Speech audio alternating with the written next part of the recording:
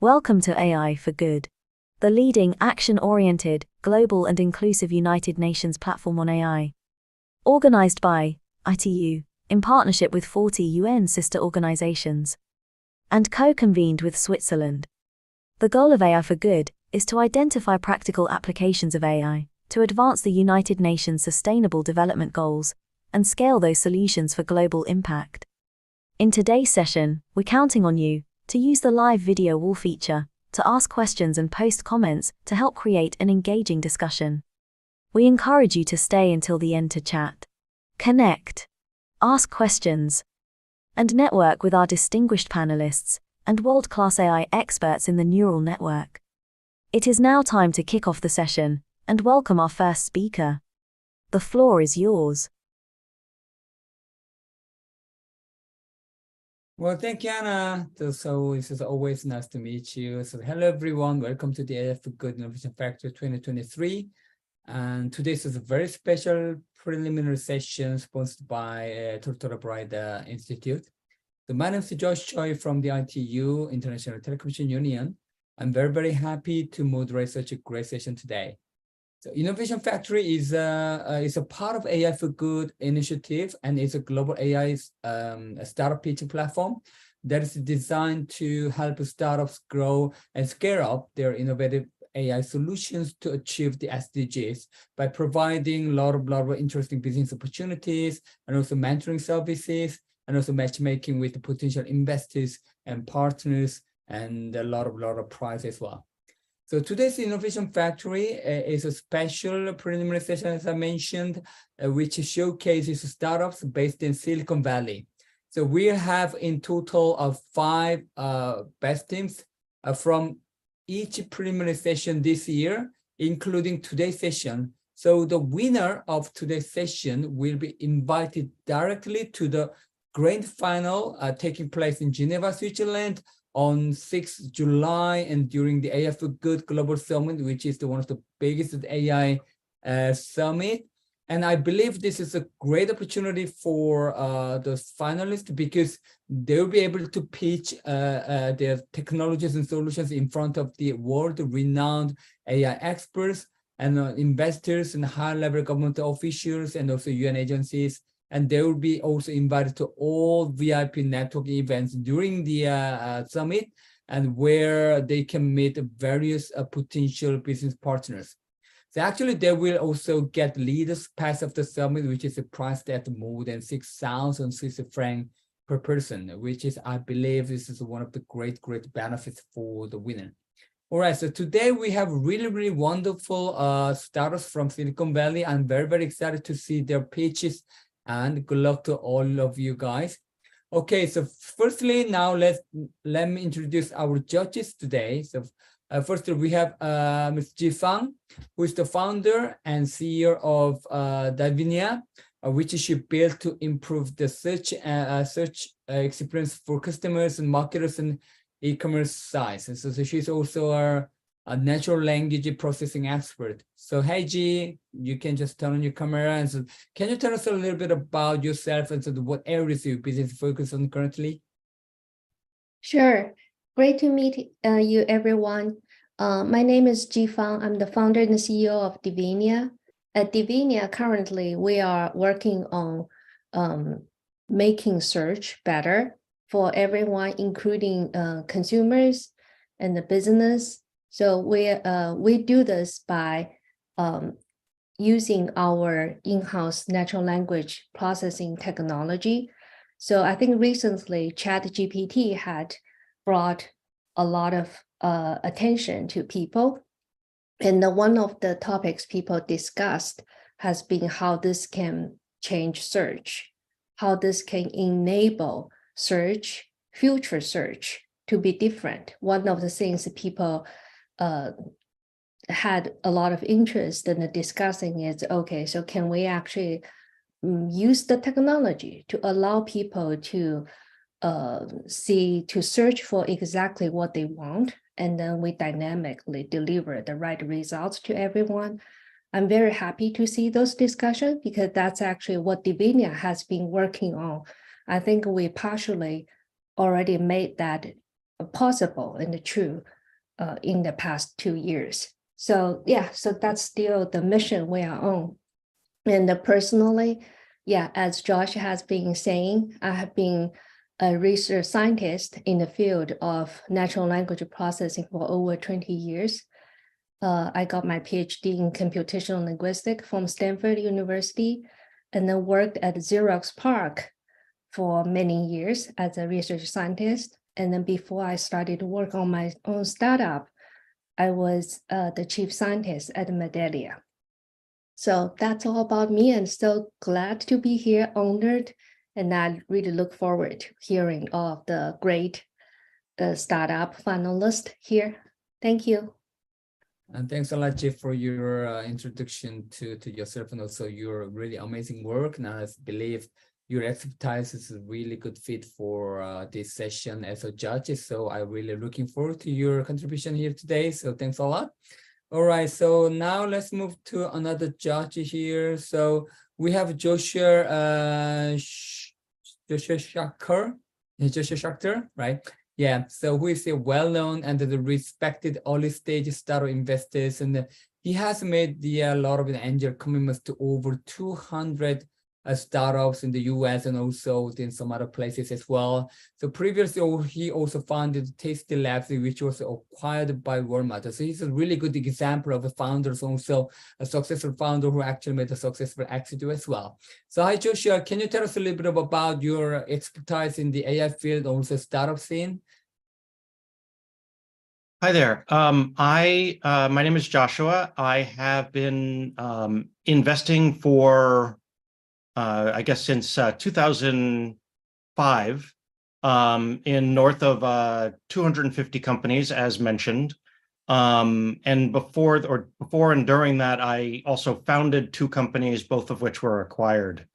I have been looking for companies that are early stage and on the cusp of technical innovation and business innovation of some sort at the same time.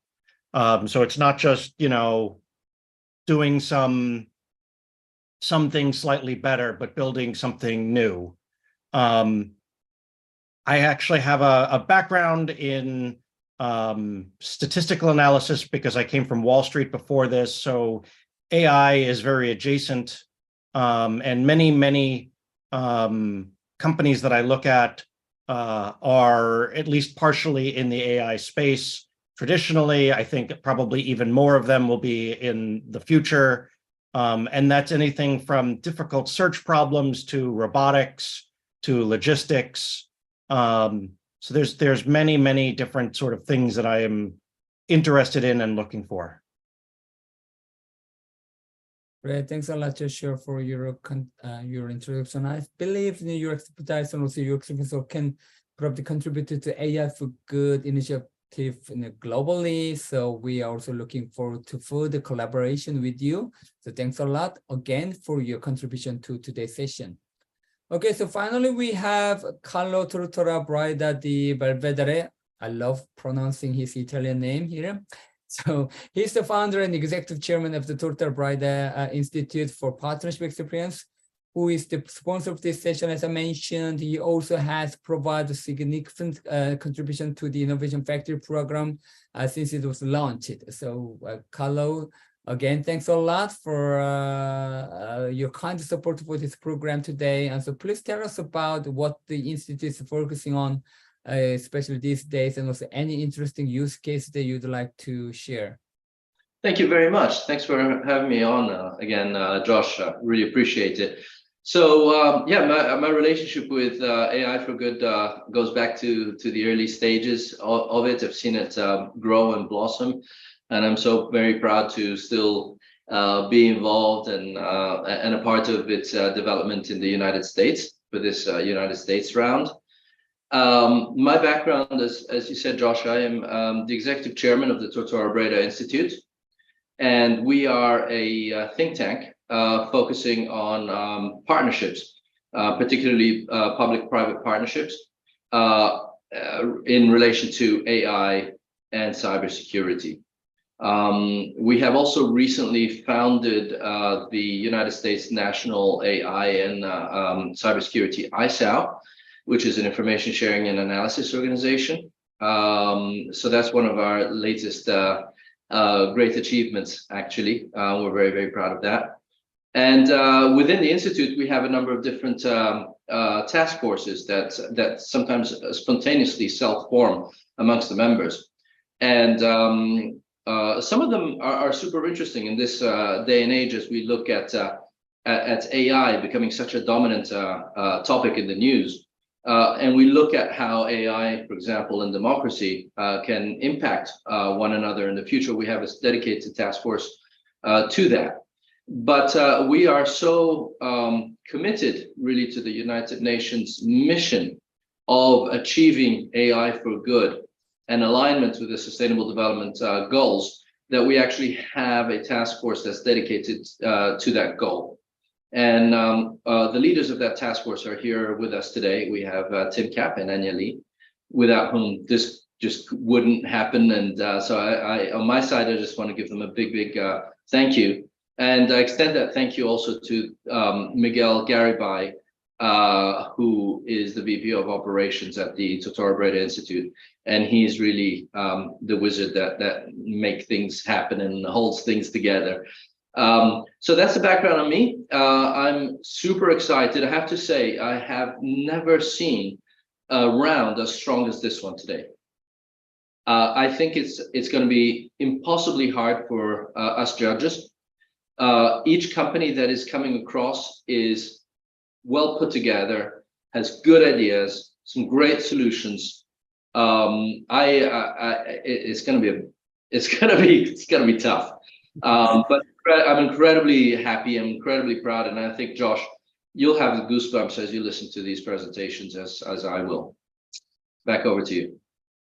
And thanks a lot, Carlos. So I'm also very excited to see all these amazing teams. This is really third time that we work together with the, Tortora Institute and then Brayda Institute, and then, as you mentioned, I also just looked through all the background profile of this startup. So yeah, it might be very much a tough job for our judges to make the decision who will be the winner, but that's the really proof that we have a really great teams in this session. So I'm really excited. Thank you very much.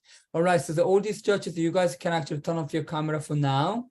All right, so I just would like to introduce two more special guests today who actually had great contributions to this session and also help us to making this session happen in terms of doing all the pre-screening, also the mentoring with these startups, and then doing a lot of the hard jobs here. So we have Tim Kapp here, so who is a recognized professional and educator in artificial intelligence and predictive analytics and automations. He brings a wealth of experience to the table. So Tim Kapp, yeah, just let us know about your work in the AI field, and then a little bit about your work experience and some of your work focus in terms of your business place.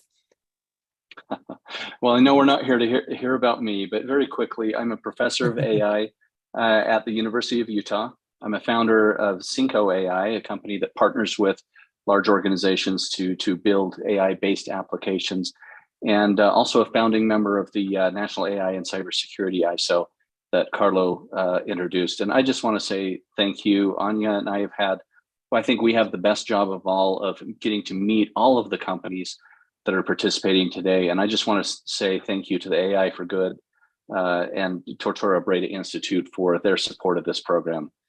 Without those two organizations, we would not be here, obviously. And it has just been one of the highlights of my career to be able to participate. So thank you.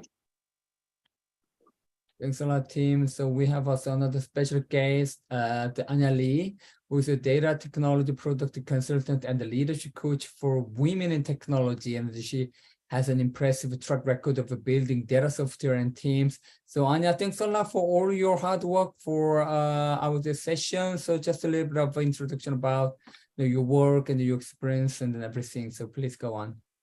Thank you so much, Josh. I echo everything that Tim has mentioned. It is a great honor to be working with both the TBI Institute, and AI for Good. My name is Anya. I have been in the data analysis software space for about 25 years. And so I'm very passionate about understanding what it is that we're trying to solve from the data that we have and learning about the environment.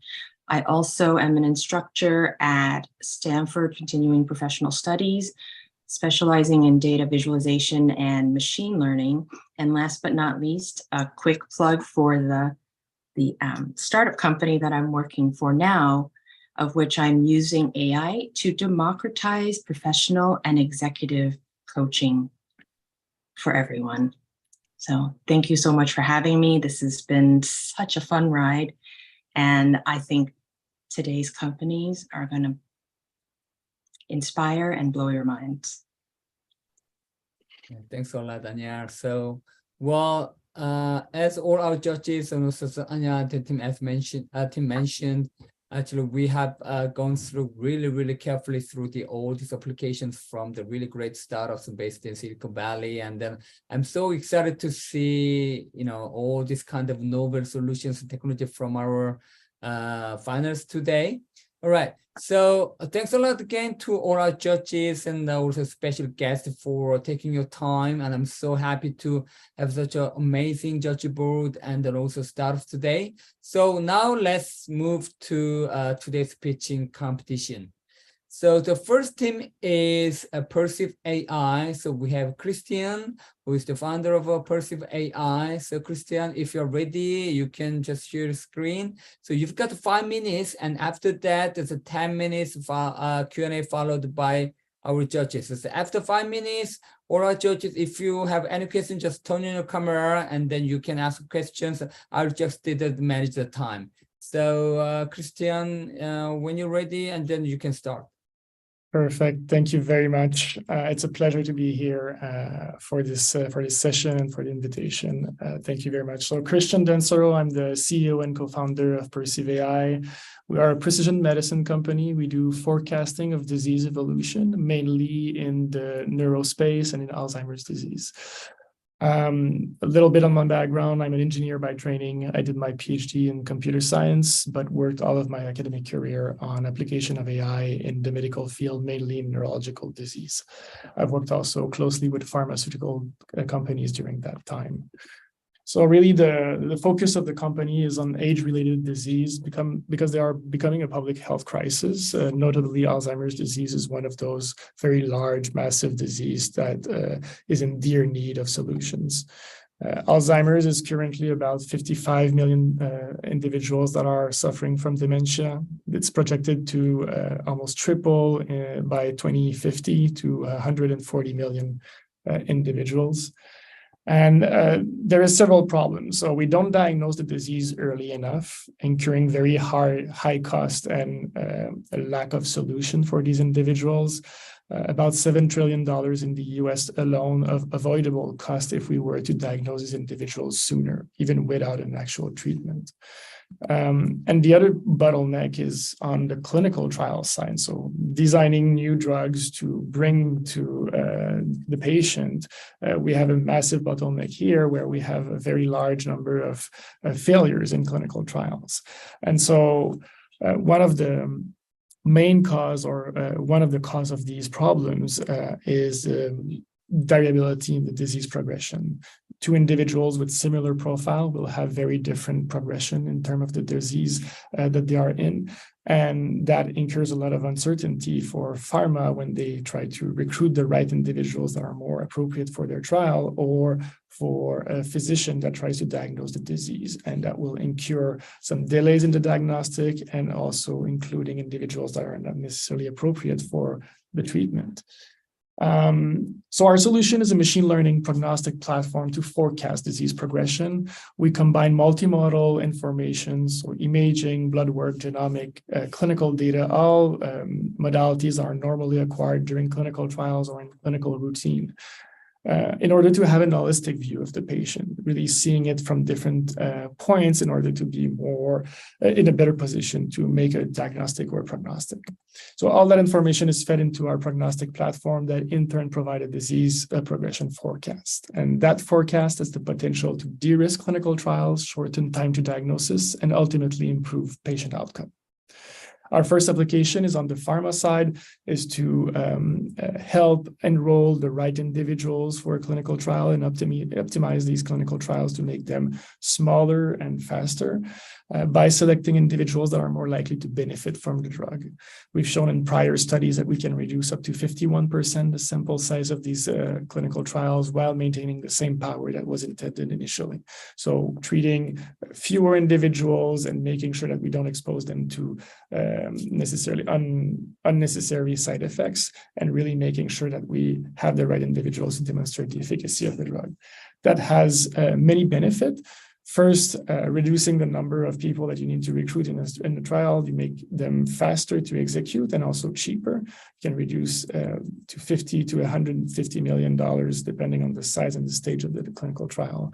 The other big advantage is that you increase the power of your study. Therefore, you're able to detect smaller effects and therefore also increasing your likelihood of success.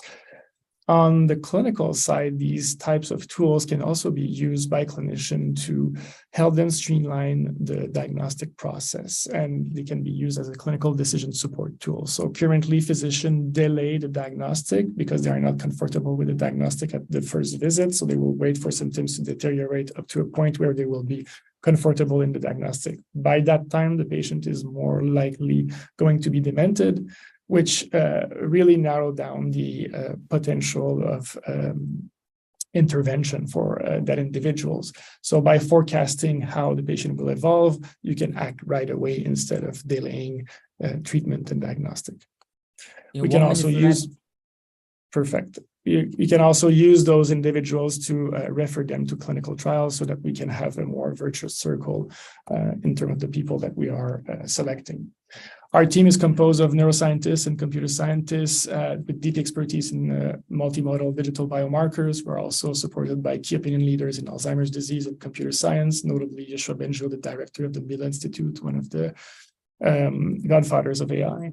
We've also have some sales with pharma for reanalysis of past trials. We've joined recently the Merck MDSS program and have closed our first round. There is also 2 new drugs that just got positive results for Alzheimer's disease clinical trials in phase 3.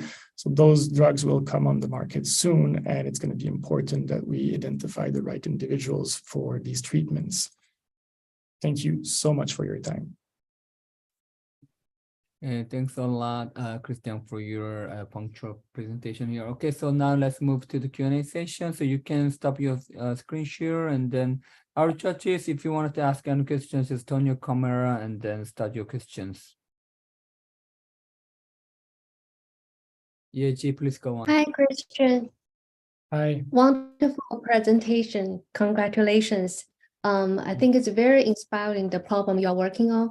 I have a more technical question on your solution. So if I understand correctly, so your platform is built upon a probably solution that can do prediction on how the Alzheimer's patients is going to progress, right? So I have a question about the data. So is it like, have you found it challenging to be able to find enough data? So training data, right? So that's my first question. It's always challenging. Oh, sorry. My second question is, have you, like when you go to pitch to those companies or clinics, right? So do you have to compare your own, prediction accuracy compared to some benchmark in the field? So kind of that's like I was kind of wondering whether you have had those challenges. Yeah, so the first question on data, it's always difficult to get data, and especially medical data. I think there is a lot of great initiatives that have acquired data, longitudinal data, multimodal longitudinal data in Alzheimer's disease specifically. There is a big effort across the world on that, so we can leverage that among some of the data sets that we are using. We took a lot of time actually aggregating multiple initiatives, public, semi-private, and private ones, as well as past clinical trials. So it's been quite a big endeavor to accumulate, aggregate, and normalize these data sets so that we can actually train these models. We are always in the pursuit of growing these data sets also. This is not something that is finished, as you may imagine.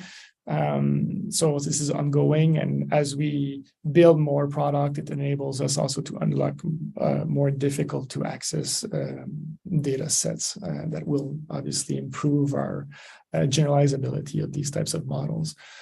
On the second question, which was related to can you just repeat very briefly just to Sure. I think do you have data, do you have to show data that accuracy, you are better than other people? What's your selling secret? So there is no currently commercialized prognostic tools for Alzheimer's disease or cognitive decline available on the market. So there is no gold standard that you're supposed to compare. The only thing that you can compare to is basically academia. So we've shown that we can, this is a very difficult task. Also, it's more difficult than the prognostic or how the patient will evolve in time. We have about 80% AUC on these types of tasks, which is pretty good for the difficulty of that types of task. We've also replicated these results across multiple data sets, which also build much more confidence from a clinician perspective, but also from a pharma perspective. Thank you so much for your answer, and congratulations again. Thank you.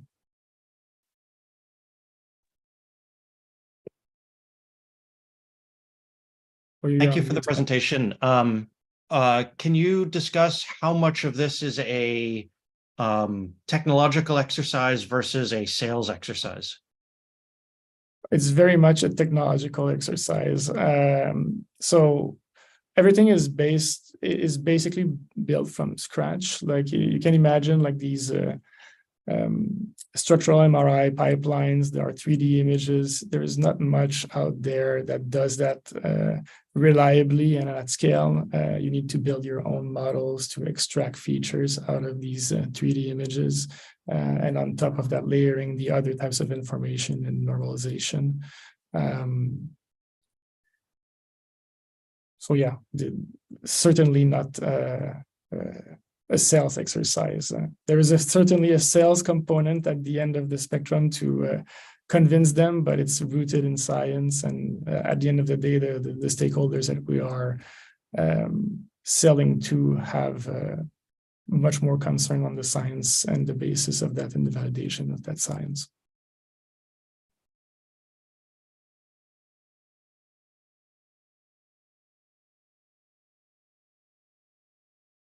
Yeah, Christian, thank you again for the presentation. Yeah, and very, as G said, very laudable work. It is indeed an epidemic. Listen, how do you see the next 3 years for your company's growth? What do you see as let's say, the big milestones of the next 3 years? What would you like to see, and what do you think is realistic? Yeah, so we are finishing our more enterprise-grade platform currently to serve the different use case that I've highlighted. This is going to be done by the end of the year with some certification for security and privacy. We want to get into prospective clinical trials, so new forward-looking clinical trials. So this is something we want to do in the next 3 years, as well as pushing our foray into the clinic. So as I mentioned, there is 2 new drugs that are coming on the market in the US and North America, at least, and probably in Europe very soon. We are not prepared at all in terms of, as a society, to identify these patients and treat them with these types of drugs. And there is a big white space there that we want to seize. And that's the big push that we will do in the coming months to try to prepare and deploy these tools. in the next 3 years in the hands of physicians. So once you've got the enterprise platform ready to launch, what are the sort of mechanics of what kind of relationships, what kind of deals do you need to put in place to actually see the company grow and prosper? Prospective or contracts with pharma, like large contracts with pharma for their prospective clinical trials to de-risk these clinical trials. And that's also, and on the clinical side, it's data play mainly to bring these tools into the hands of physicians so that they can do timelier diagnosis. That will give us more insight about how the patient is evolving in time. And this is something of interest for pharma as well. And do you have relationships within suitable pharmaceuticals that are already in place that are sort of waiting for your next step? Yeah. As I mentioned, we've announced at the beginning of this year that we're part of a new program by Merck, MDSS. We are also joined JLab, J&J, Johnson & Johnson, and Janssen. So we are in active discussion with these companies and several other ones. Awesome. Christian, thank you very much. It's really interesting. Good luck. Thank you very much. Okay, thanks a lot, Christian, for your excellent presentations, and also thanks a lot to our judges for your also great in the Q&A. Okay, so now let's move to the second team here. All right, so we got Stephanie from the Matrix Holograms. Right, so Stephanie, if you're ready, just start your screen share, and then you've got 5 minutes, just like previous session, and then 10 minutes of Q&A followed by our judges. All right, fantastic. Okay, so I'm Stephanie Sutendal, and I am the founder, excuse me one second. And I am the founder and CEO of Matrix Holograms. So we are a Boston-based edtech company democratizing education reserved for the top 1% through AI holograms. So what exactly are the problems? So the first one is the unequal access to educational resources, where the top 1% of students, they have access to top quality and education and opportunities that are not exactly accessible to the 99% of students. The second one is the impact of COVID-19 on students, where students are now at risk of losing $13 trillion in their lifetime, according to UNESCO. And the most important one is that every student learns differently. Not one mind processes information the same, but individualized learning, tutoring, is the most effective, but the most expensive form of learning. So our mission is to facilitate access for all, for the top quality of education that is reserved for the top 1%. And this is to improve the quality of life and opportunities that are going to break generational cycles of socioeconomic status. So our solution is an educational platform that has a world-class curriculum that is adaptable as we leverage AI technology to personalize a learning experience for each student. We're also very scalable as we provide holographic avatars that deliver that human-like experience at scale. And we're also versatile in the deployment of the AI, where we are hardware agnostic, meaning that we can display on holograms, on Google Cardboard VR, on augmented reality, and even through computers as well. So this is the C-level team here at Matrix Holograms. I'm the founder and CEO of the company, and I have over 14 years of experience in the education sector. And I've also been very gratefully awarded globally for my vision in leadership and also for the trajectory that I see society heading. I'm also the founder and CEO of Matrix Tutors, that is a virtual one-on-one tutoring company. And Brendan Leibowitz is our co-founder and chief operating officer. He brings over 15 years of professional experience in technical leadership, focusing on AI, engineering, and also on product development. He was a very pivotal force in the merger and acquisition of his previous company that got acquired for $74 million. And he is also a mentor at the Harvard Business Analytics program. So this is a prototype that we have developed, and the AI is powered by our own source code that we developed, so Matrix AI, and also IBM's Watson. Now, the scalability. So if a tutor goes in traditionally, they have to say the same lesson over and over again to every single student. our educational content only needs to be programmed once, and then it's the AI on top that even ignites it further into being an incredible experience for each student at an individualized level. And so during the lesson, the student interacts with the AI hologram as if they would with a live human tutor. So our curriculum developers are Ivy League educated tutoring experts, where otherwise these tutors, they cost $150 per hour per student. So our technology partners. So on March of 2023, Matrix Holograms and IBM became official partners. And in May 2023, we also got accepted into the Microsoft for Founders Startup Hub. Now, for our device drivers where we're going to be deploying our AI, is as stated, we have websites, we have holograms, we also have Microsoft HoloLens, Meta Quest 2, and even Google Cardboard VR. Now, students can select their avatar and their tone of voice, and our AI is able to be translated into 50+ different languages.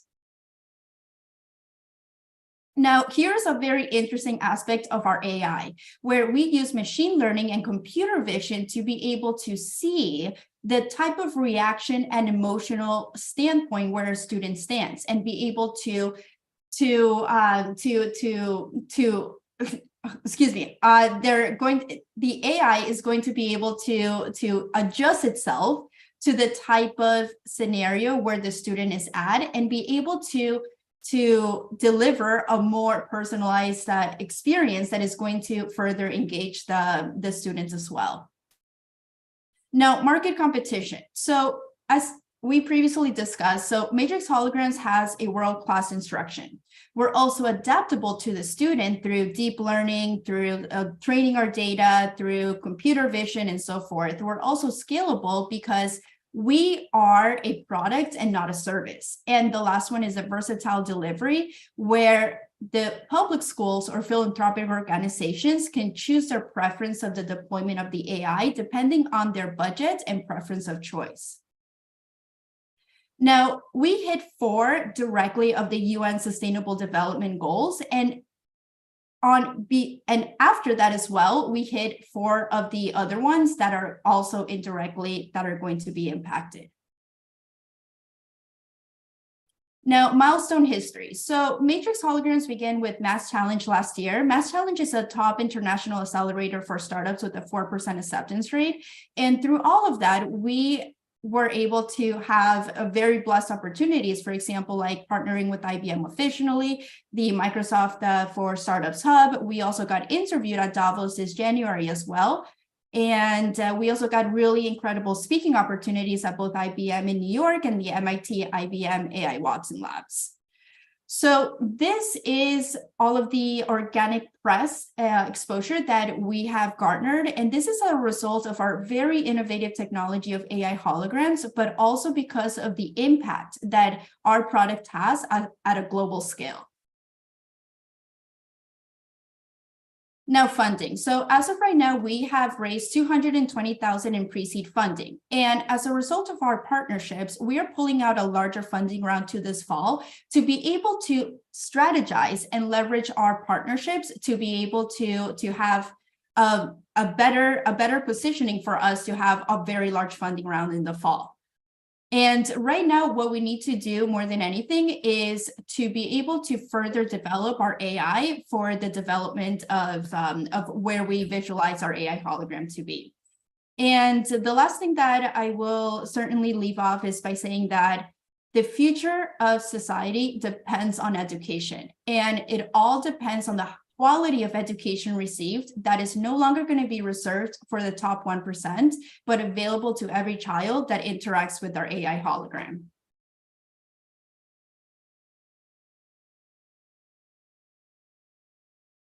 Okay, thank you, Stephanie. So yes, our judges, anyone who wants to start questions, just turn on your camera and start your question, please.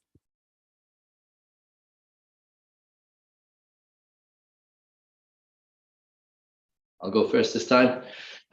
Really good presentation, Stephanie. Thank you very much for that. So yeah, where to start? I tend to look at things a little bit more from the go-to-market side of perspective, but I thought it was pretty solid. Tell me a little bit more about the AI side of things, and how and where you use the AI processes, and then I'll ask you a question about go-to-market. Absolutely. Okay. So our artificial intelligence is precisely going to be detecting to each student at a very individualized level, where it is going to be able to track the thought process of each student and be able, through machine learning and deep learning, be able to attune every single time the student interacts with the AI. It is already going to recognize through a history file exactly how the student thinks and be able to adjust every single lesson to be more in accordance of thought of each individual student. We are also at the cusp where, because of our partnership with IBM and now with OpenAI and ChatGPT, we're in the decision-making process of the generative AI that is going to be on top, going to be coded into our main code of artificial intelligence. And how do you detect the thought processes of these students? Is it through eye movement within the oculus, or what is it that you look for? Okay, so two different ways. So the first one is through computer vision. We're able to detect through the emotions of the student of what type of emotion the student has on how expressive the face gets. It's also through body language that we can also see how is it that the student is reacting to certain types of moments and questions that are being asked in the learning. And excuse me, what was the second question as well? Yeah, what you look for, how do you detect the response from the students? So you kind of answered that, really. Okay, fantastic. And then in terms of commercializing it, what are the general ideas at the moment? You're still in very early stages, but how do you plan to get it to wherever it needs to be? Will you be using distribution wholesalers? Will you be going through learning channels? Will you be marketing to universities? How will it all work? Absolutely. So we focus on U.S. public schools, low-income countries, of course, but our goal is to have 30,000 schools by 2030. Of course, realistically, we aim to hit 500 schools in the next 3 years. Now, we are going to be releasing our pilot program here in Massachusetts this fall of this year, and we are going to market is in spring of next year. And the way that we're going to do this is we're going to be hitting at a district level in public schools so that can hit an umbrella effect into the other schools that are on those districts. Now, we are focusing on Massachusetts first. We are Boston based, and afterwards we're going to be going over to Florida and start conquering the other states in the US. Now, in terms of how we're going to acquire our customers, yes, they are US public schools, but already Meta and Google are giving away all of these VR headsets to schools, and they don't have the software that they're implementing. They have, of course, like video renderings of them exploring one time, being immersed in nature or being immersed in other areas, but we are simply, because we are AI softwares at the core, we are able to directly go and sell so that the schools can have the content that they require so that they can get into these headsets. Interesting. Would you also in the future consider providing solutions for professional training?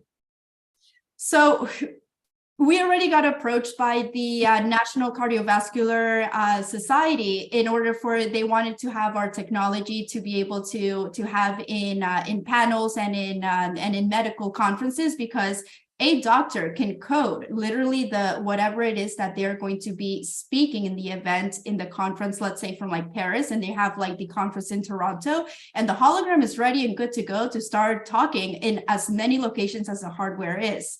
So in top of that is not only what they're going to say, but if they're going to start asking questions in regards to the speech that the doctor is giving, generative AI on top is going to be able to answer that as well. We've also been approached by universities as well. I got an opportunity to speak at a French how do you call this, at a French university that they specializes in AI, but specifically in VR as well for training. So yes, the opportunities are endless, but right now we are focusing is on US public schools and then low-income countries as well.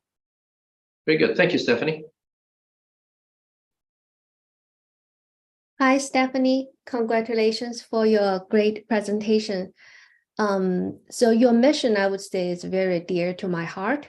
Education, making education, liberated, democratize education access to 99% of the students. I think that's a great mission. Can you actually say a little bit more of the connection between that mission and what you are building on? How would your product currently actually making it easier, making education resource accessible more easier than before to the lower income students, right? So to the students, the poor students, because so I'm kind of after that, I have some technical question that I'd like to get your opinion too. Okay, all right. So the most primary one is that our curriculum developers are Ivy League educated. So for example, having an MIT educator be able to program, let's say a math lesson, that is going to be giving to a child or to a school, let's say in Detroit, or to a village in Africa, where before they could not have access to that type of education. Moreover, a lot of students in the US, they don't have that type of access to Harvard education, to MIT education, and so forth. Now, let me just clarify really quick. It is not directly with the institutions that they would be doing the curriculum development. They are educated, they are graduates of these universities that would be the ones that would be coding the hologram with their education. Now, as well, something that is very fantastic is that this is a product, meaning that they only develop this curriculum once, and then it can get set out to whomever it is that they purchase our license and that they would like to have our type of education in their school or even in the villages that we're aiming to also get to. Thank you for the answer. Then let's come to talk a little bit of your technology. So based on your presentation, seems like you are using computer vision technology to detect the students' mental state, whether they are frustrated or whether they are focused, and then you'll based on that kind of in real time adjust maybe the content. Another component I heard is you're using natural language technology, so like you mentioned IBM Watson, that was widely used in conversational AI, right? So space and ChatGPT. So my guess is you're using those. So because it's a virtual tutor, right? So the avatar will be able to engage a conversation with the students. Am I correct? Yes, correct. Yes. Okay, so good. But I have been working in this field for many years as well. So I'm kind of pretty familiar with the challenges of using those when you really apply those technology to real world application.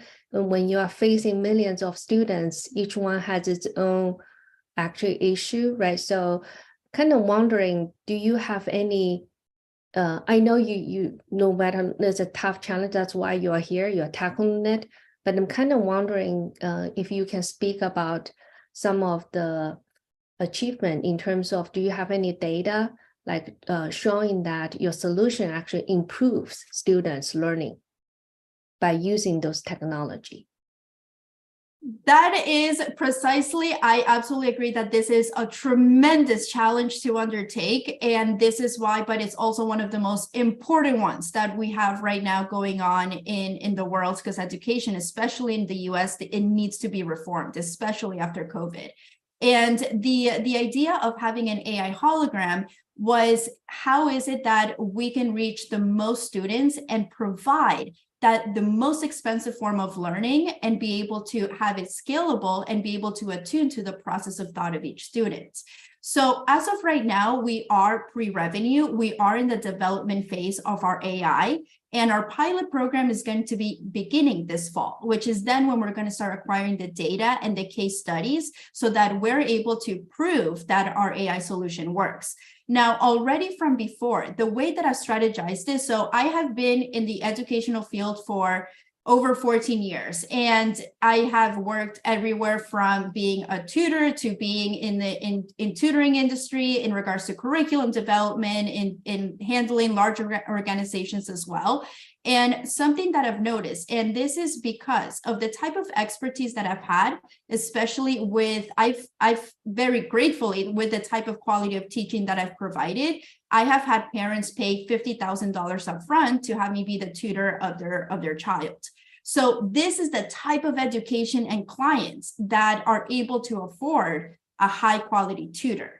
And already the type of people that we bring on board into being curriculum developers are of that caliber, where through their tutoring expertise, they know exactly how to already at the core of it, before we even put artificial intelligence, their education, the teaching, the talent of teaching that they're doing is already above and beyond. And to put on top of that, the way that I strategize the whole, how is it that we can start getting the AI to start mimicking the same type of experience as if they had a child in front of them? And that does come with a little bit of a secret sauce that we have within the company. So please let me know if that was able to be explained or if I should go a little bit further into that. You don't have to. Stephanie, well, the GIF we already used in 12 minutes, so we have to finish here. Okay. Yes, we have to finish here. So yeah, just please take into account that we only have 10 minutes, and also consider the time for the other judges. So we will have to come back. So, Sure, but absolutely. we have to move on. So thank you very much, Stephanie, again for your presentation. Of course, there are a lot of things that you wanted to speak about, but yeah, so we will also deal with some of the questions from the audience or whatever, and then so now it's time to move on. So thank you very much again. All right, so let's move to the third team, Snock Health. So we have we should have had Hank, but we have Edwin. I think Edwin is here. Yeah. All right. So yeah, stage is yours, and you've got 5 minutes and 10 minutes of Q&A. So please go on.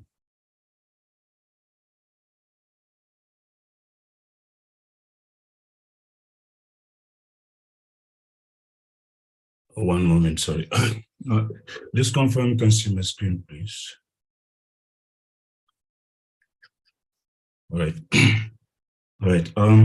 Hi, my name is Edwin, CTO and co-founder of Snock Health. Today, I'm happy to share with you an advanced alternative payment model. So we are calling it a new way to pay for healthcare. The problem we're solving is actually in three folds. What you're seeing here is the current payment models are not working for patients and doctors.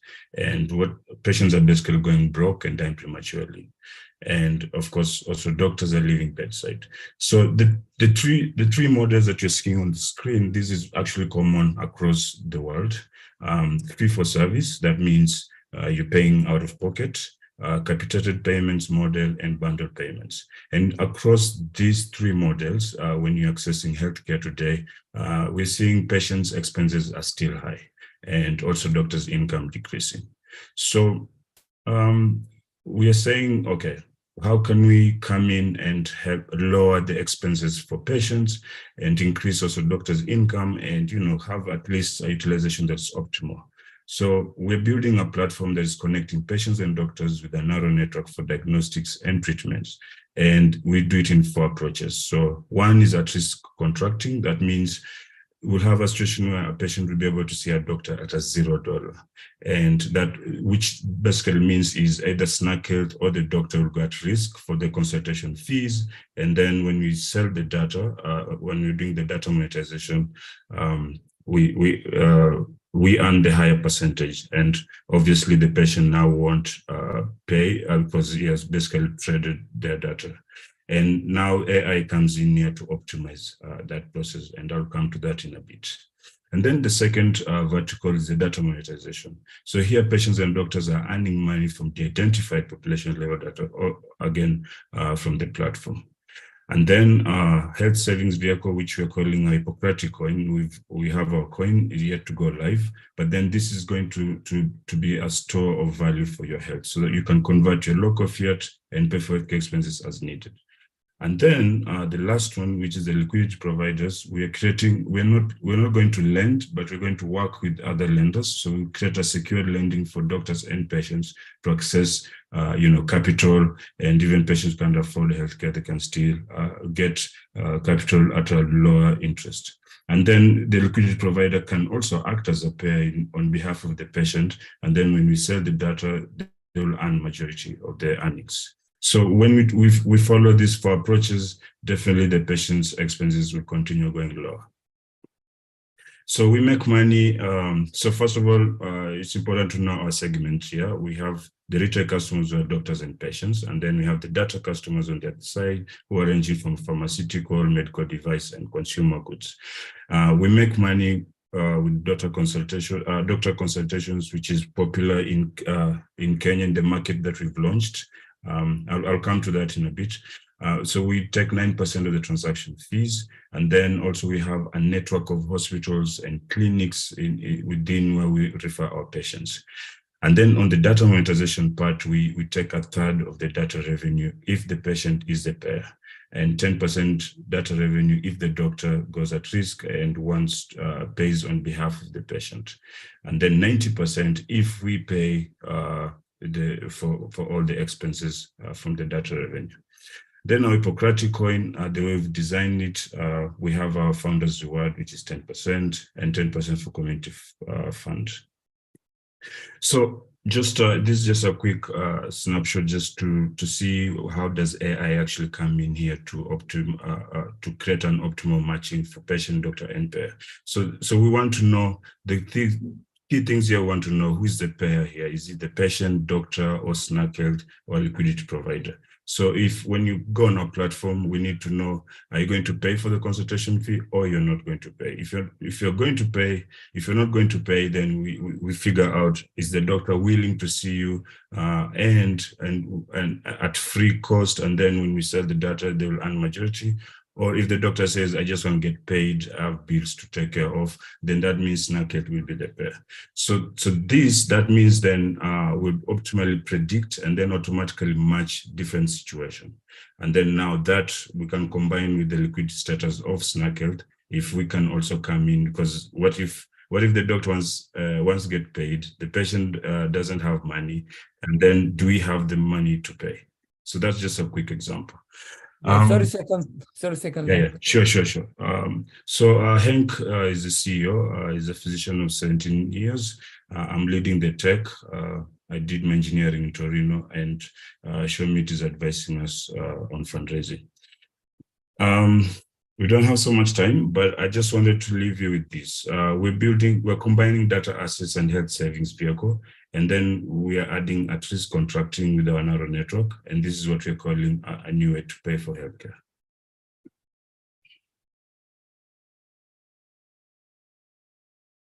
I will stop sharing my screen.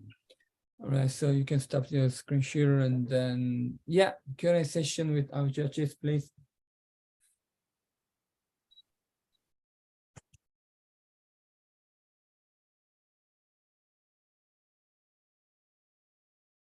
And you can start. G, Joshua, or Carlo. Can you spend some time talking about what the data monetization story looks like right now in the market at large? Sure. So first of all, let me just point out, Snack Health is a US registered company with subsidiary in Kenya, and we intentionally started, launching in Kenya because of our relationship with the communities here. And a lot of things are still in discovery process, especially in our market where we are in. When we look at our competition, mostly they're just telemedicine companies, which is fine, but to us it's just a feature and just another tool to pay expensively for healthcare. So no one is really trying to figure out the cost for the patient. So to answer your question, the monetization in the use case of healthcare in Kenya, it's still early stage. That's what in terms of just to give an idea where we are. It's still early stage and very few solutions on the market trying to do this. Yeah.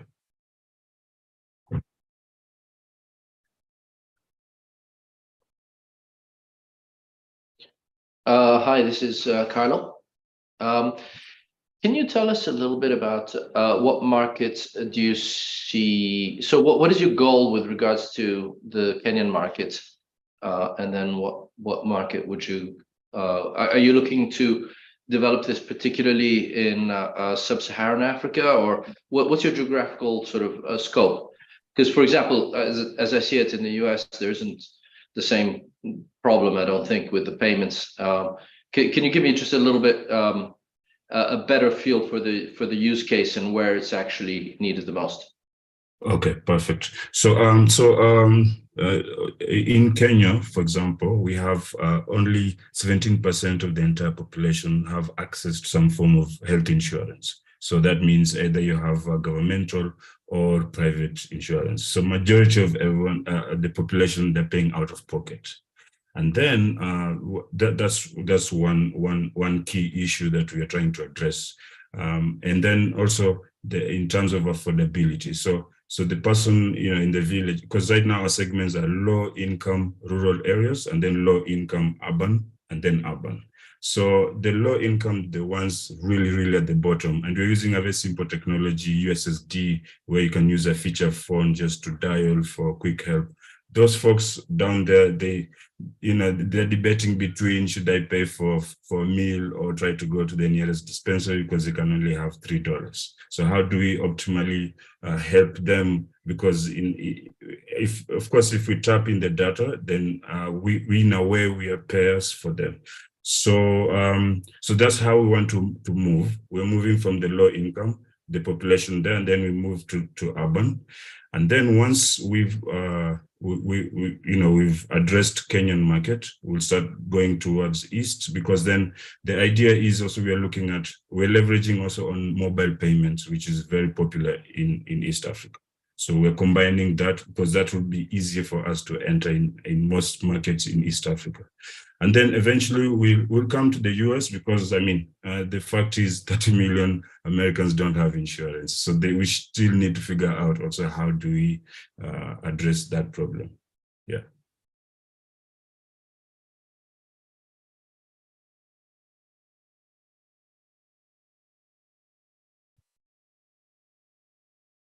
Any more questions from G, or if you don't have any questions, so we can move to.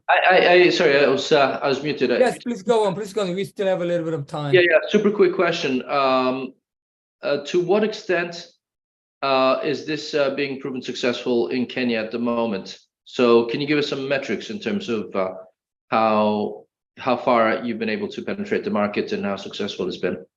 Okay.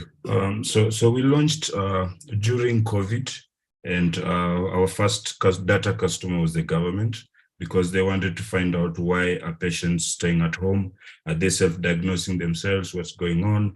And then we used our platform to, so we worked with community health workers who went door to door with the PPEs and just making sure that what's going on. And then we did the health education. So that was during COVID, and we didn't even have an Android app yet. So we built the Android app, and now we've onboarded 5,000 patients. And then we're working with 10 hospitals. And then we have 2 farmers, big farmers that are distributing drugs across the country. They're using our platform to basically understand. We're selling them analytics on the usage of drugs. And then we're working with 300 doctors and 50 community health workers. Thank you very much, Edwin. That's helpful. Thanks.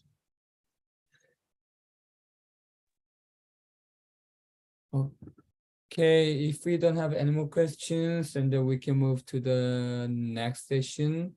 So Edwin, thanks a lot again for your extensive presentations, and congratulations. So now let's move to the fourth theme, ultrasound AI. So we have Marissa, who's going to the presentation on the ultrasound AI's business models and the solutions. And so you've got 5 minutes and also 10 minutes Q&A. So please go on and you can share your screen, please.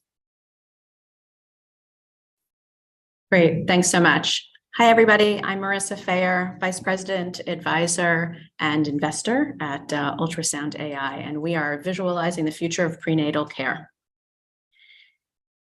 At Ultrasound AI, we believe a baby nor a mother should have to fight for its life on day one, and we're working to change that. Prenatal care today is not great.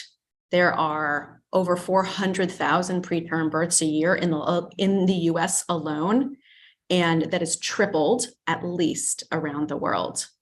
Over 1 million children die every year from preterm birth complications, and that's on a global scale, and that is not acceptable to us. 80% of preterm babies have increased healthcare costs and complications. I know this firsthand because of a family history, and all of us at Ultrasound AI have a private and personal attention to this. There is so much money added to the US healthcare market as a result of preterm birth, and this is amplified on a global scale. So what we are an AI solution to predict, to create a forecasted delivery date for preterm birth. And and our big news is we just submitted our 510K to the FDA. It has been trained on over 5 million images. And it is a groundbreaking platform that is able to utilize AI for good. And we do not do any manipulation of information. We simply read the data that is already there. And this was absolutely going to revolutionize obstetrics and gynecology around the world. While we are launching in the United States, we are looking for global expansion very, very quickly. So what we do is we use the AI to help predict the forecasted delivery date, which currently is only a calculation, literally numbers added together based on a woman's last period. And we are able to use 8 anatomical areas, which include both the baby and the mother. Right now, it's typically one factor, and that's cervical stiffness, and that's just based on the mother. And so we use ultrasound scans that give information to the algorithm to create a forecasted delivery date.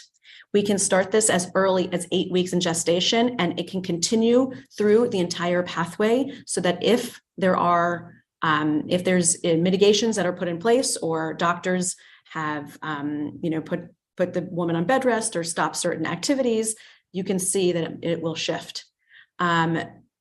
This works directly into the workflow. So this is not another step that they have to take. This works directly into their workflow, into their PACS system. And it just creates much faster, much more accurate, and really very quickly accessible methods, especially versus blood tests, which can take anywhere from 3 to 7 days to get back information. This is instantaneous in less than 1 or 2 seconds. As I said, we have submitted our 510K to the FDA, and we are awaiting their responses. They've received it and they're reviewing it. So you can see that we have an actual platform ready to be used, and it has been trained, and this is ready. And so what we want to do is create real-time results. We want to make sure that the clinicians use this. They're still making the decisions. This is not decision support. They are making the decisions independently. And so they have information at their fingertips to better inform the mother and the doctor on where they want to go with their patient. And so we're projecting the patient outcomes improve by 33%. And also, we all know in the US, that our healthcare system is broken and we need to reduce our costs. And that's what doctors are looking for. And that's what hospital providers are also looking for. And we're anticipating we can reduce costs by about 25%. Because if you know when a baby is going to be, potentially is going to be born, you can give mitigations and help make better decisions. Our go-to-market strategy is fourfold, actually. So we're going. 1 minute left. Yes, thank you. We're going to the OEMs. We're going, so we have relationships with them. We're going to PAC systems, which we already have relationships with, direct to physicians and direct to pharma, as we can use our algorithm, which is licensed for other applications. And this is preterm birth is in forecasted delivery date is just our first. We have a great team to make this happen. We have over 150 years of combined experience, and we are the change makers that are going to make this happen on a global scale. I work very hard internationally. One of our advisors, Pam, just came back from our mission in Ghana. And so we are working to make this happen to fix a $30 billion problem. So in summary, great management team, everything is patent protected in our novel software. Our direct competitors are blood tests. So in reality, we do not have any at the current time.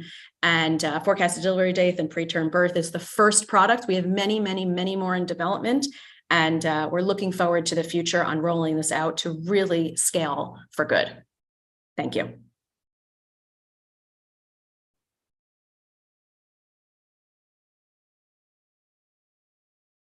Any questions?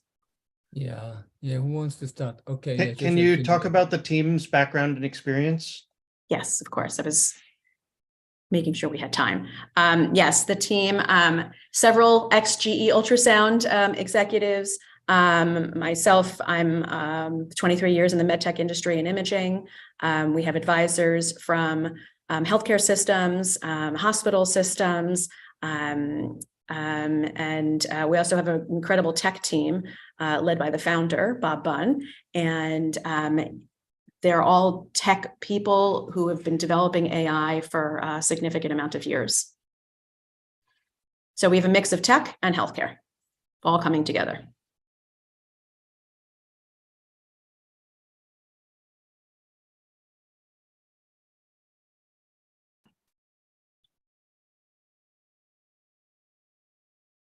Gee, I see you talking, but I see you're on mute. Thank you. Yeah.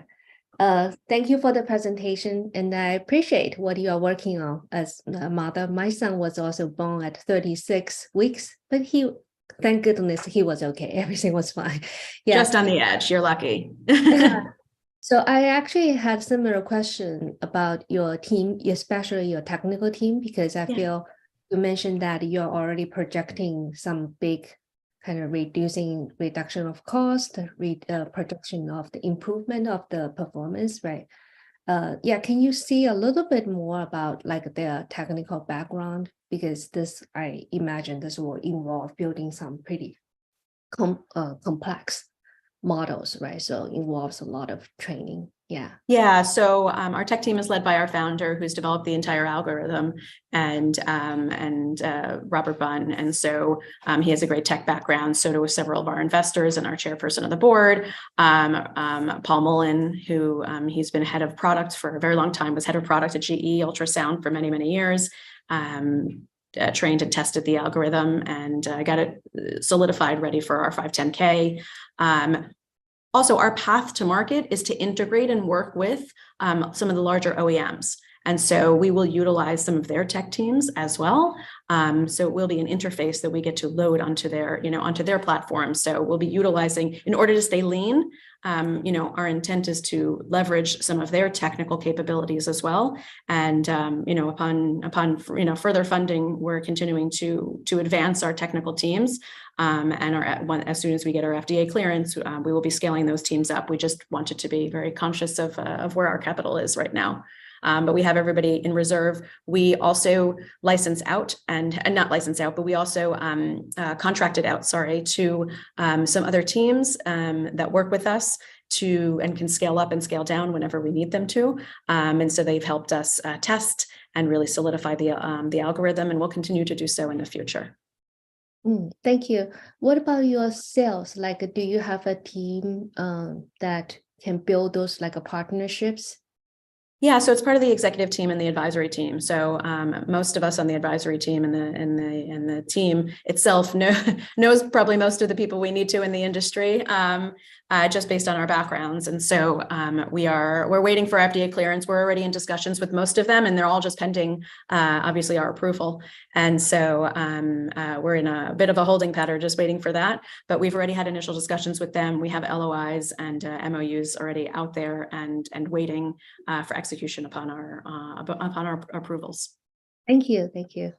Yeah, we're trying to be lean. I mean, I think that's the name of the game, especially in this market.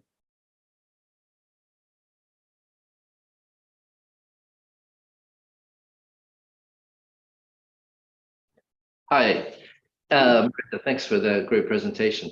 So let's talk about, just wanted to ask you a little bit about sustainable development goals. So how do you see your company really fitting into the vision of the SDGs? And to what extent do you feel that you have corporate commitments to those goals?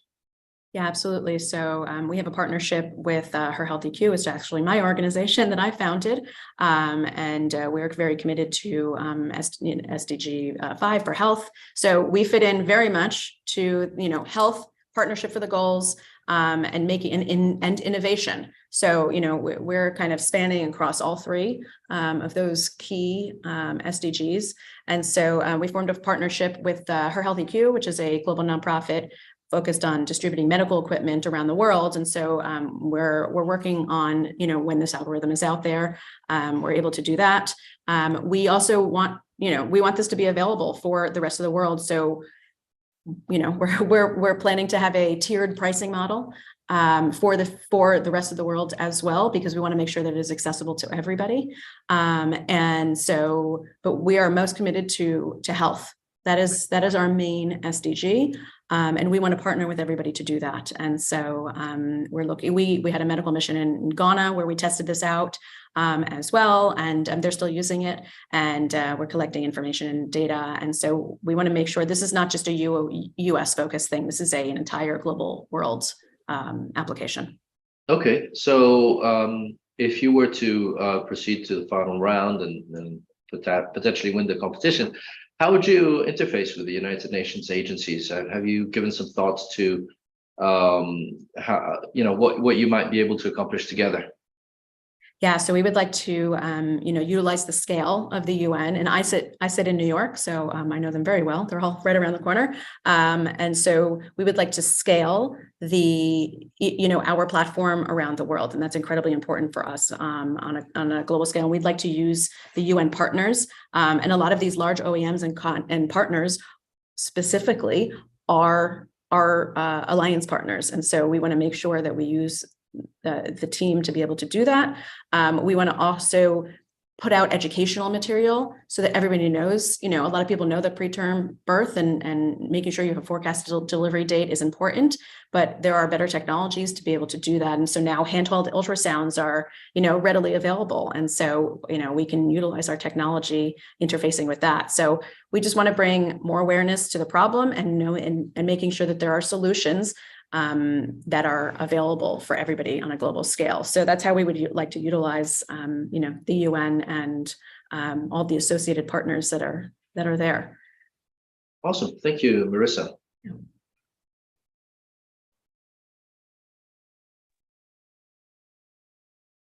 Great, I think so. We have a very successful Q&A session with Marissa. So thanks a lot for your presentation. Also, excellent answers to all these top questions. All right, so now let's move to the final team here. So we have Noble Media. So do we have Seda, who is the founder CEO of Noble Media here. So Seda, you have also again 5 minutes and 10 minutes Q&A. So please do your screen share, and then you've got 5 minutes, and the stage is yours. Great, thank you. I'm assuming everybody can hear and see me. Thank you. I'm really excited to be here. This is a great set of companies. I'm really impressed by everybody so far, but I am Cedar Milazzo. I'm the CEO of Noble Media, where we are using AI to create a healthier news ecosystem. As you probably know, today's ecosystem is really proving to be unsustainable. There's a proliferation of misinformation publishers, propaganda sites, and toxic divisive content flourishing, while legitimate news struggles to keep the lights on. There's been a huge loss of newspapers, as example. The loss of these legitimate outlets is helping to fuel the spread of misinformation and fostering mistrust of all media, which ends up providing what's called a liar's dividend, which is the payoff that bad actors leverage when deep fakes or manipulated material and other misinformation is actually debunked. Essentially, this is the skepticism that grows when there is enough false narratives out there in circulation. Essentially, very few issues will garner the public support and consensus needed to make real progress if there's dispute about these basic facts. In addition, online advertising has actually become very difficult for brands. As we know, there's a hotbed of conspiracy theories, misinformation, all kinds of toxic content out there. And these brands that are advertising online have found it very difficult to actually protect themselves, to make sure that they're not actually advertising next to this content and supporting it with their ad dollars. In fact, there's been some studies that show almost half of programmatic ad spend, which is in the hundreds of billions of dollars, actually goes towards content that hurts brands instead of actually helping them. And then, of course, on top of this, we have privacy legislation, which is actually outlawing tracking cookies, which is making it even more difficult to actually follow the correct user audiences that you want to. The solution to both of these problems is the same thing: create a feedback loop that incentivizes high quality content.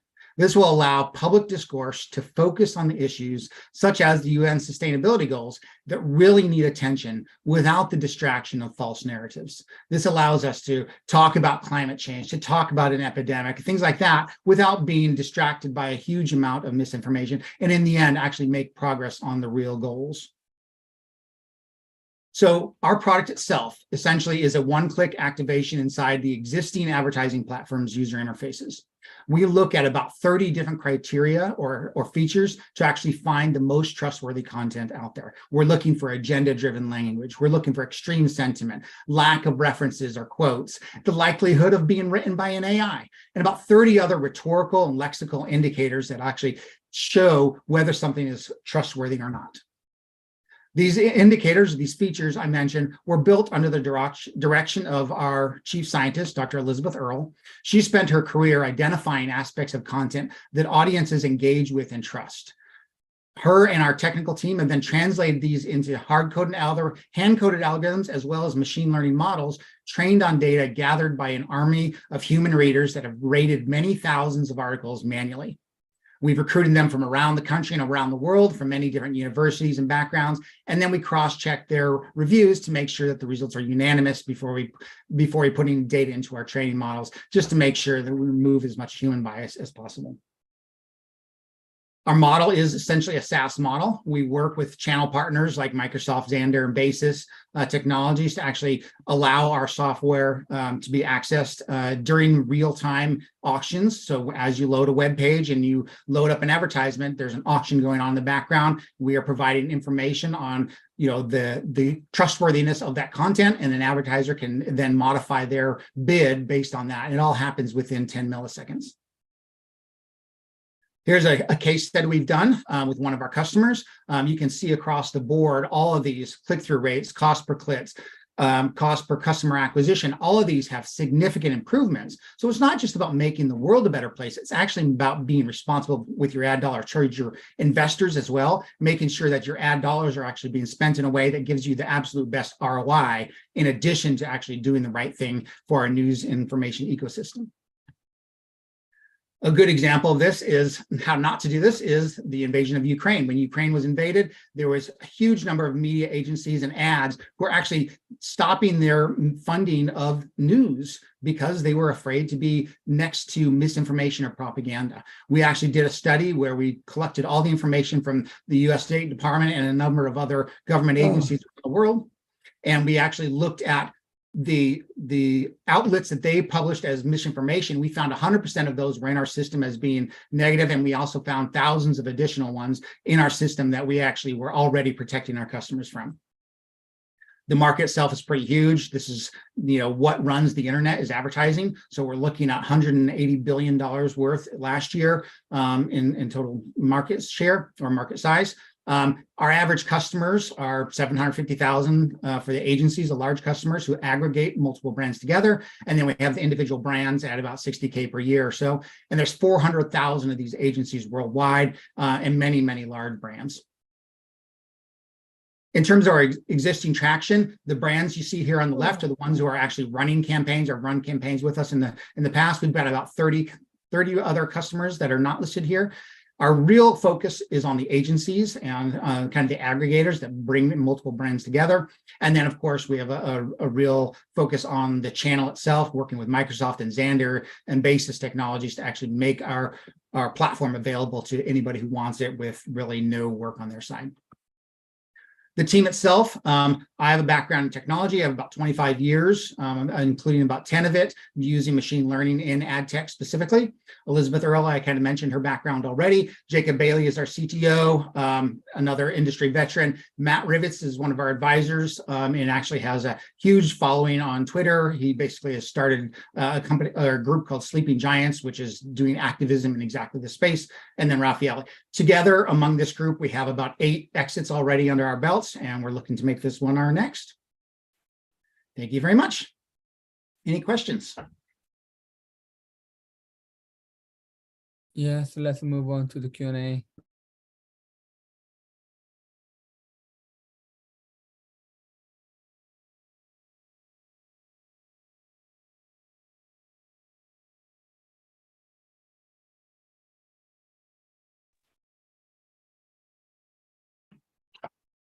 Oh, Hi, Sarah. Thank okay, you for G the and Carlo. presentation. Sure. Oh, someone else? You can go on, G. Okay, yeah. So I think we should also maybe offline, we should also catch up. We are working on some of the similar problems. Can you elaborate kind of a little bit more on kind of the value you provide, like exactly the value like you provide to the agents, how you make the, the agency help them to kind of to help their customer to target the better content, right? So can you see? Yeah, absolutely. So essentially what we're doing is we're using these AI models to identify high quality content on a page by page or article by article basis. So we're not looking at publishers necessarily, but individual pieces of content.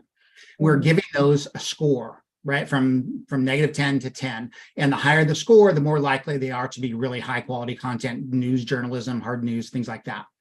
And then essentially what we're doing is we're taking that score and providing the list of all the pages, hundreds of millions of pages that are above a certain threshold and putting those into what's called a private marketplace deal. Essentially a set of inventory that advertisers can use to run their ads on. Then we provide that deal ID to either the agency or to the brand themselves directly, where they can then go put that into their campaign configuration, and that makes sure that everything that they are advertising next to is only content which has that high noble score. Does that make sense?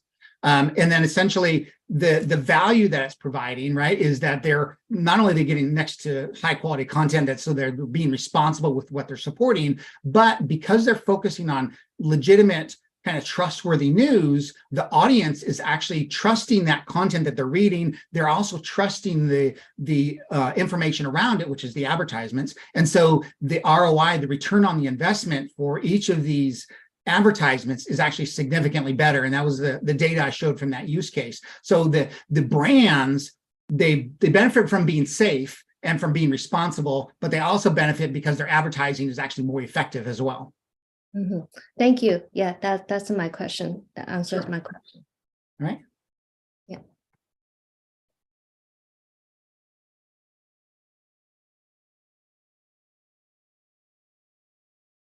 Hi, guys. Hey. Thanks, Cedar. That was excellent. So I also spent a moment having a look at your website, and I was just wondering, you've come to the right audience, right, in terms of ethical and trustworthy. This is the kind of environment where that really resonates.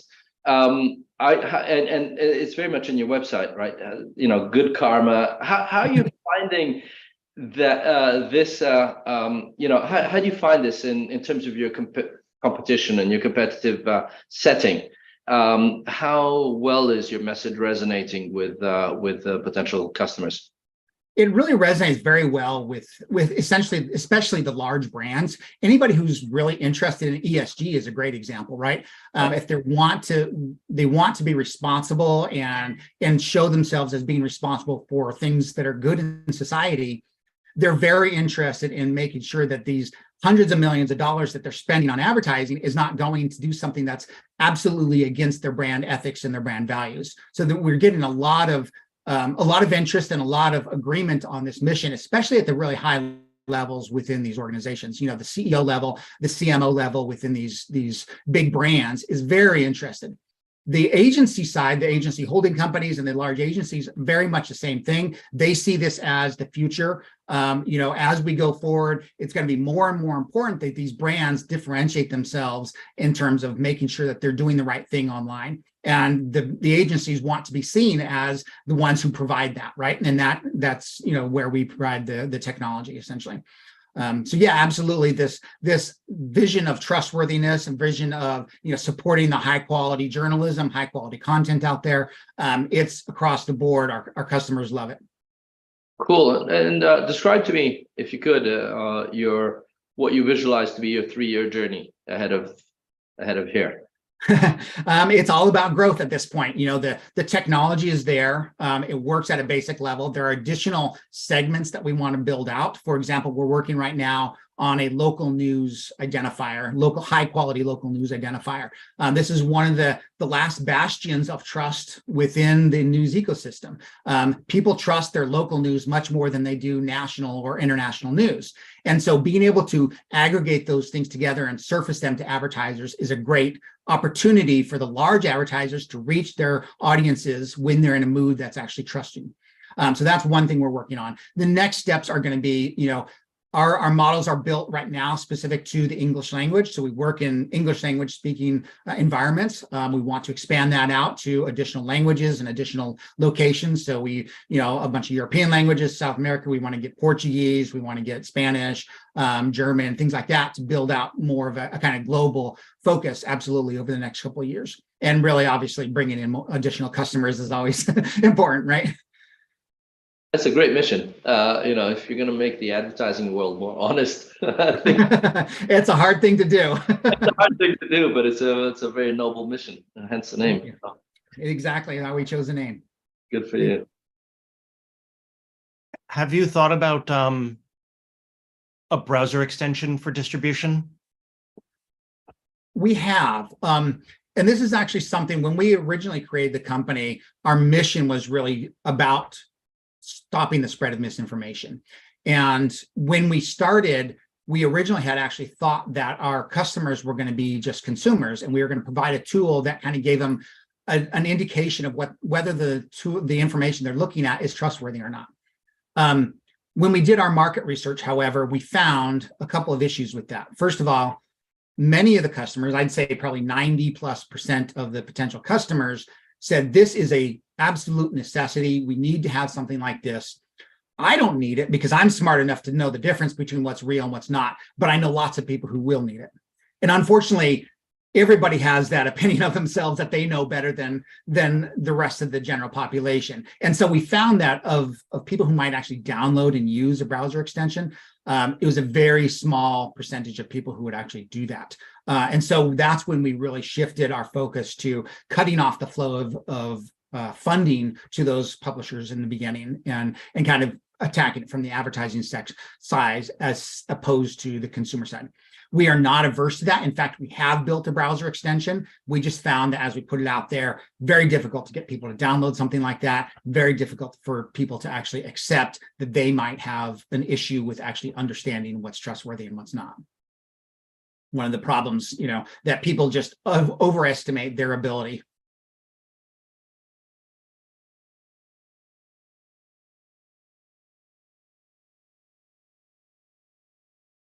Does that answer your question, Josh? Sorry, you're muted if... Yes, thank you. Okay, thanks. Okay, well, yeah, I think we kind of finish it here.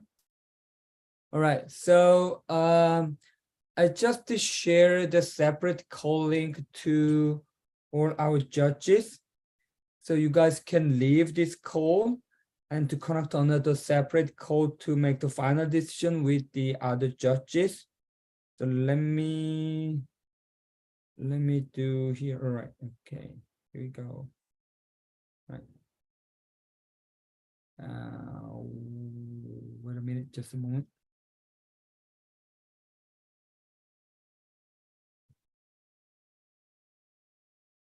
Yeah.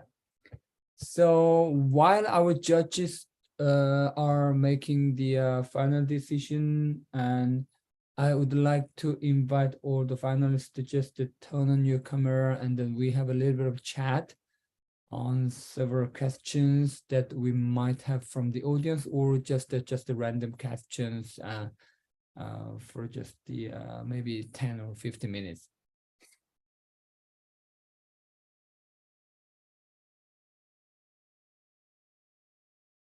All right, so everybody's here.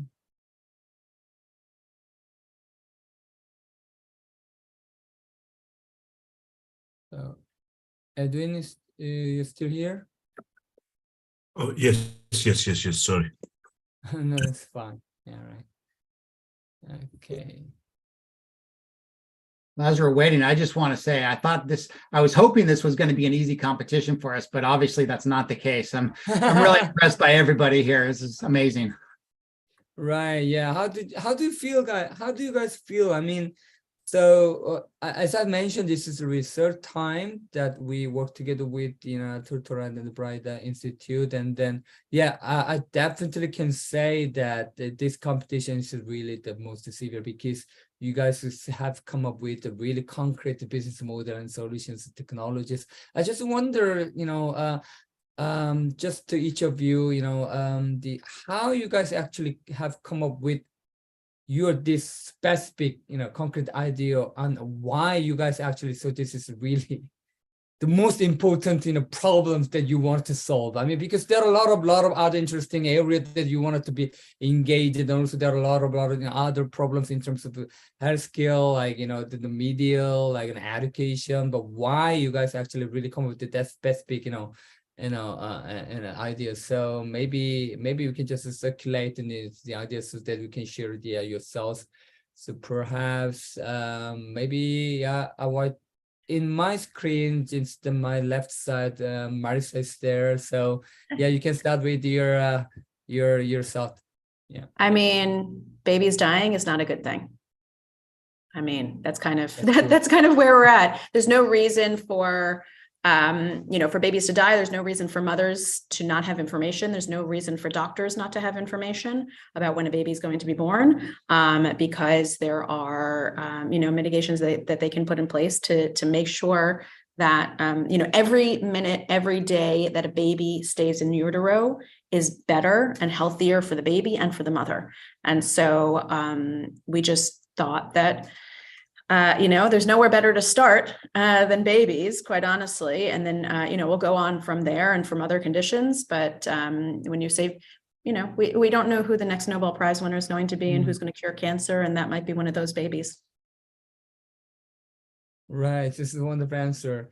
And maybe Christian has some kind of on the meeting. So Adrian is actually representing Perceive AI. So yeah, so you can make some, comments on this, questions if you wish. Yeah, I'm sorry, but my colleague Christian had to step out, but I'm fitting up his shoes now. So, well, in that aspect, in our case, something that was particularly distressing is I'm a physician, and seeing patients with memory complaints and at risk of Alzheimer's disease actually being treated so long after the first symptoms appear in the clinic.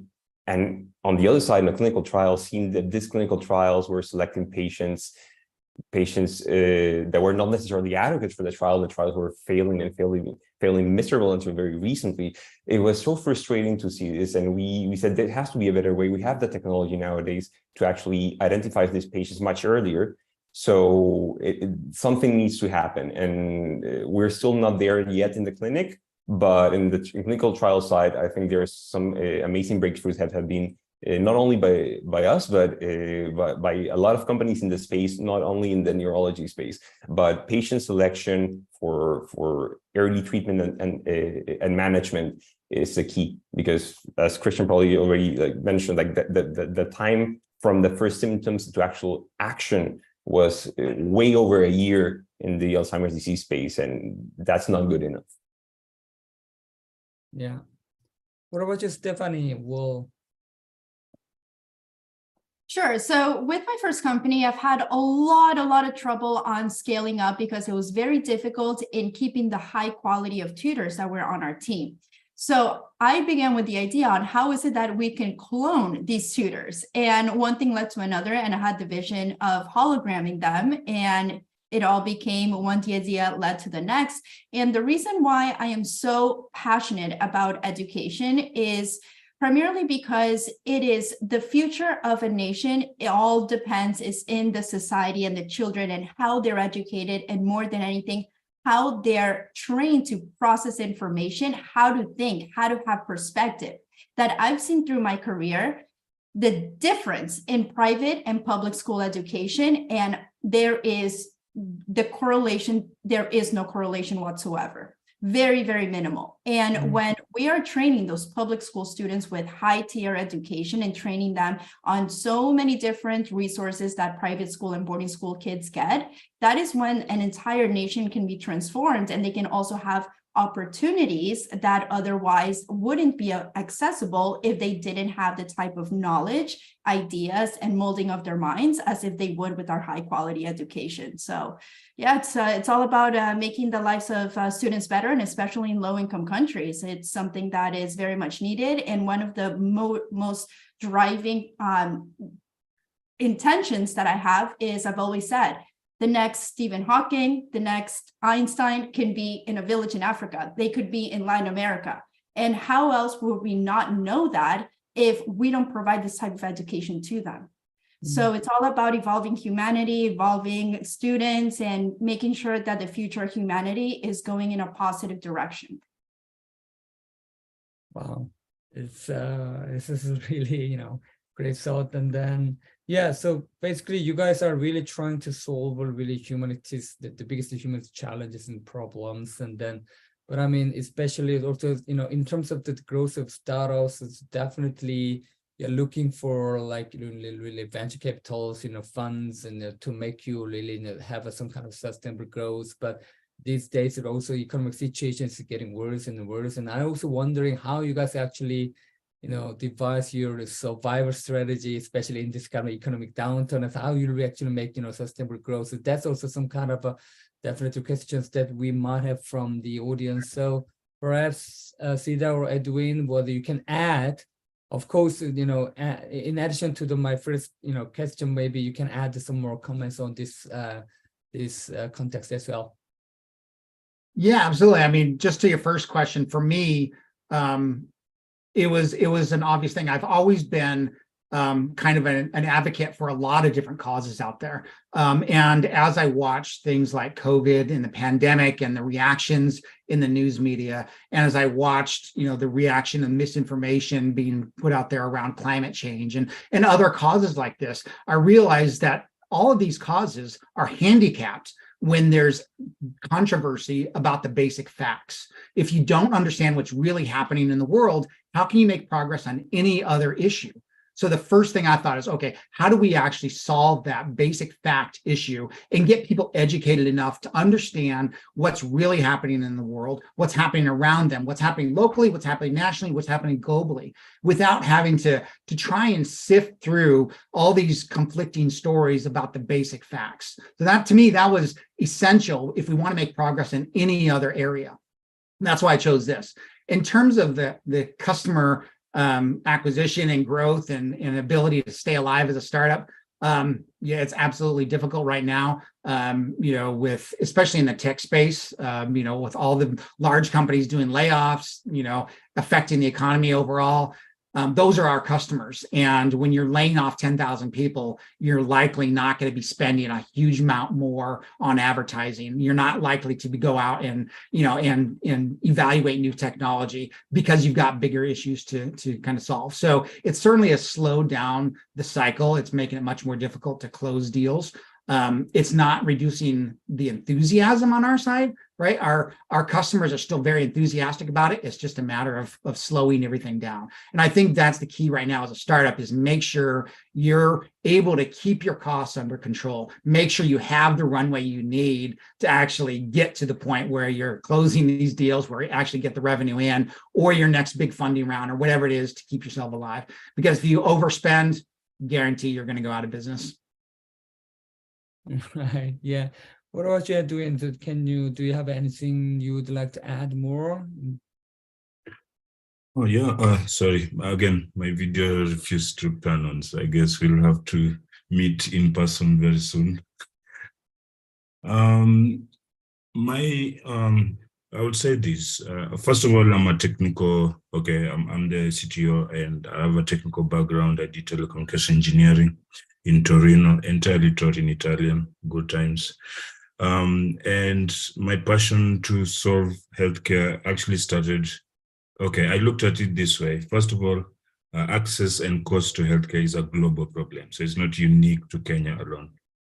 And we don't need to have a situation where patients are dying prematurely because they can't afford to pay for healthcare. And this also came from my personal story. When I was 11, I was diagnosed with something called plastic anemia, similar to plastic anemia. And we didn't have health insurance. And we moved around different hospitals with my folks, and we were raising money to pay for healthcare. So, 20 years later, the situation is still the same. Only 17% of Kenyans have some form of health insurance, that's either governmental or premiums. So leaving majority of population paying out of pocket, and it is a struggle. So again, my co-founder, Henk, I met him 24 years ago when I was in grade 4. He came down to do non-governmental, NGO with my dad, and they were focusing on mobile health clinics and HIV/AIDS education. So when we met, we started thinking about, okay, but what can we do, leveraging on blockchain, AI, all this tech, all these amazing things we have today? What can we use these tools to optimize and lower cost for patients? And that's how we start building now Snack Health. And we're trying to see how we're going to leverage on the data monetization. So that way patients, even if they don't have cash, they can just trade in with their data, and then we go on. And more importantly, also to add on that, around data and privacy, it took us a bit of time just to put all that together, the compliance issues, because data privacy, healthcare data is very sensitive, and governments are always, when you start talking about monetization, they're like, what? So, and then the Data Protection Act was just enacted recently, so it's still a learning curve for everyone. But finally, we have the certifications that we've been given a go-ahead now. Now we are either data processor or controller, and that's already something positive for us, and also is giving investors confidence in, continuing our journey with us. But yes, just to iterate what's said aside, the things are not good right now, and especially for tech companies. But why are we doing this? It's always about why are you doing it? So we just continue the persistence. Yeah. And thank you very much to all of you for your really inspiring, really inspiring answers to all these questions. So actually, what I am actually looking at the evaluation chart that actually our judges have made, and then you guys are so close to each other, so that's why actually they spend a lot of time here. Actually, they spend more time than I expected. So yeah, well, I have to ask them to quickly finish their talks. So just give me a little bit of time. So yeah, I will just intervene their discussion, and just please come back soon. So just a moment, please.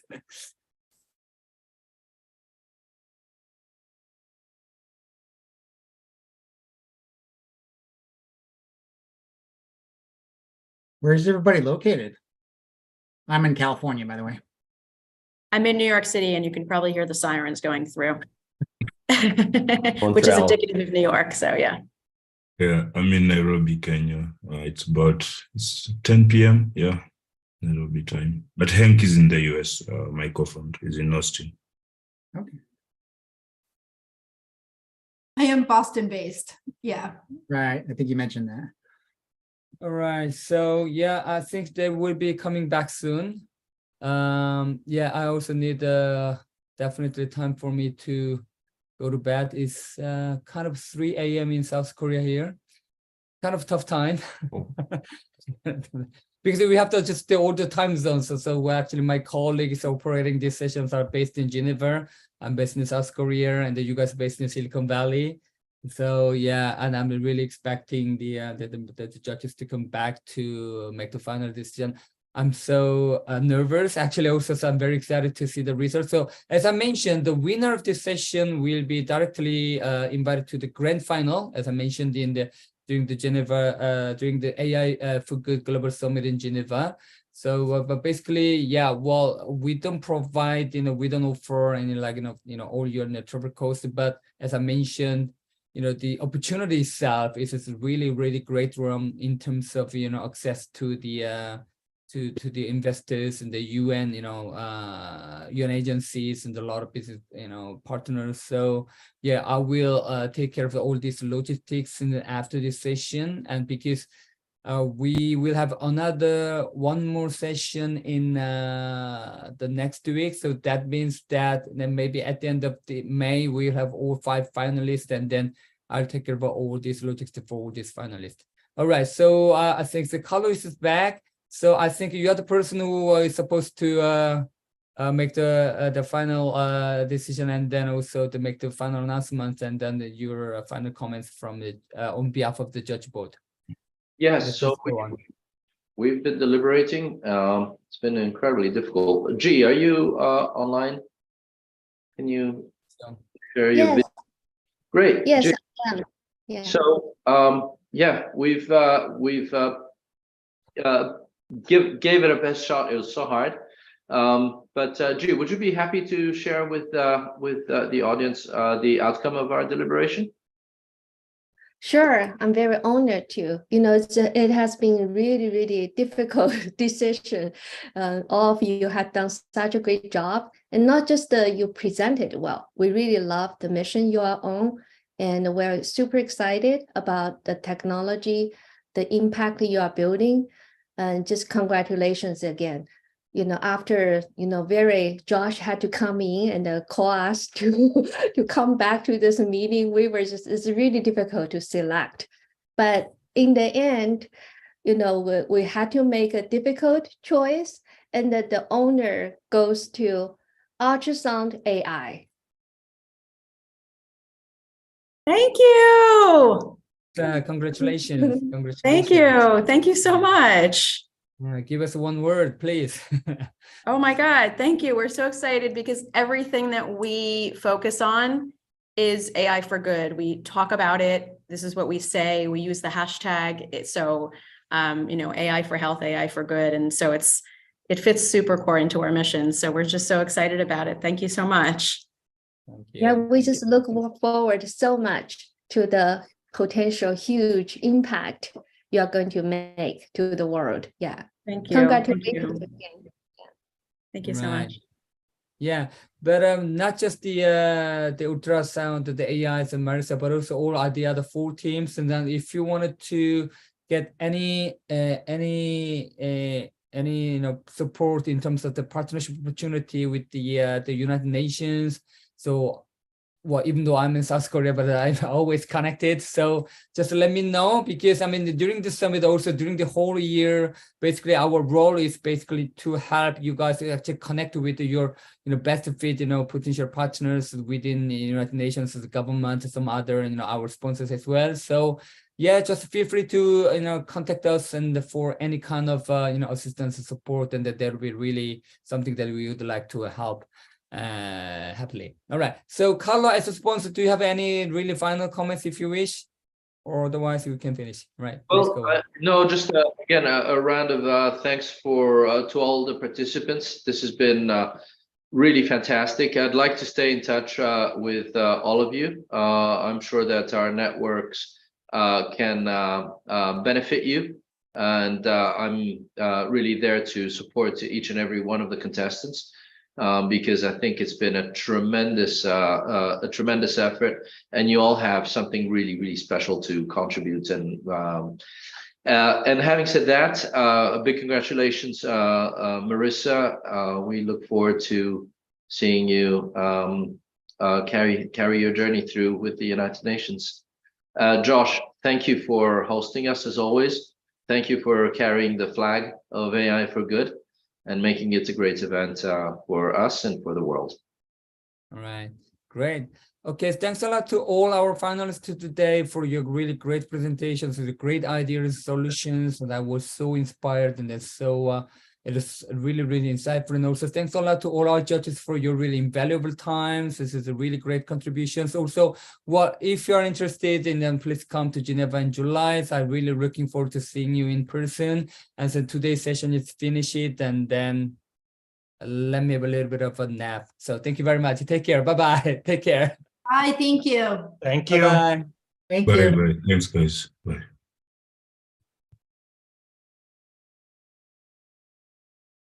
Thank you for participating in today's AI for Good session. We hope you've learned something new, innovative, and engaging in today's event. We now encourage you to continue the conversation on the live video wall in the neural network. Here you can ask questions, like and comment, share links, complete the poll, connect with interesting profiles, or speak one-on-one using the chat and video function. We invite you to explore the lobby, try the smart matching quiz, visit the virtual exhibits, poster boards, the eShop, and build your personalized AI for Good program. Let's shape the future of AI for Good. AI is a powerful tool.